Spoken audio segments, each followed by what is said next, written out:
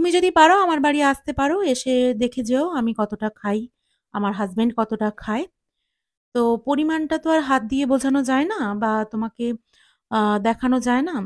খারাপ কথায় কান দেবো না, খারাপ কথা উত্তর দিও না, এগুলো বলো তোমরা। কিছু, কিছু জিনিস আছে যেগুলো উত্তর না দিয়ে থাকতে পারি না।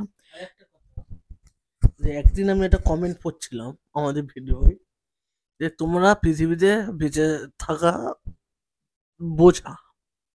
আজকে লাইভে অনিমেষ মণ্ডল ভাই প্রশ্ন করেছে যে, আমরা বিয়েবাড়িতে গেলে কতটা খাই? বেশি খাই না কম খাই? তুমি একটু প্লিজ এই উত্তরটা একটু দিয়ে দাও।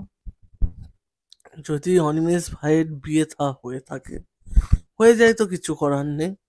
আর যদি না হয় তাহলে বিয়ে থার সময় আমাদের নেমন্তন্ন করো অনিমেষ ভাই, আমরা গিফট নিয়ে যাব, নিয়ে গিয়ে খেয়ে দিয়ে আসবো।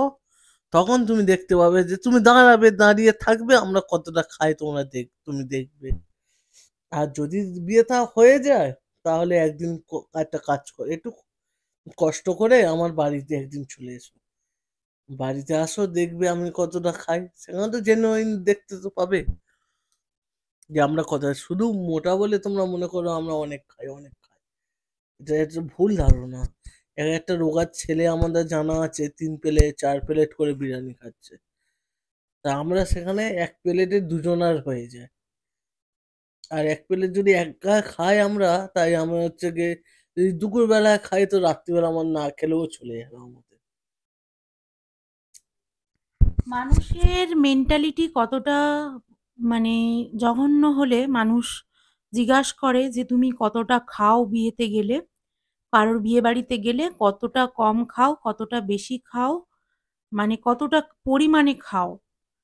তো আমি জানি না এর কি সলিউশন। তবে এখনো পর্যন্ত বাস্তব খুব কঠিন। বাস্তবে চলছি। বাস্তবটা অনেক, অনেক কষ্টকর। রাসমেলায় ঘুরতে যেতে বলছে অনেকে। অনেকে এখানে যেতে বলছে, ওখানে যেতে বলছে অনেক বন্ধুরা। তো তাদেরকে বলবো যে আমরা বাইরে বেরোলে যোগ্য আ মানে কি বলে আমাদের আ কি বলে যারা ট্রোল করে আরকি তাদের তো এটাই কাজ।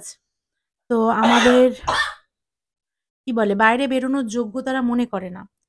এবং কারোর যোগ্য অযোগ্য এটা আমরা মেনে চলি না। আমরা সবসময় মনে করি যে আমরা কিসে ভালো থাকবো এবং কি করব। তো তোমাদের দাদাভাই একজন সাদামাটা মানুষ। তো উনি বললেন যে অনিমেষ ভাইয়ের বিয়েতে নিমন্ত্রণ করতে। অনিমেষ ভাই দেখে নেবে আমরা কতটা খাই, কতটা বৃত্তান্ত।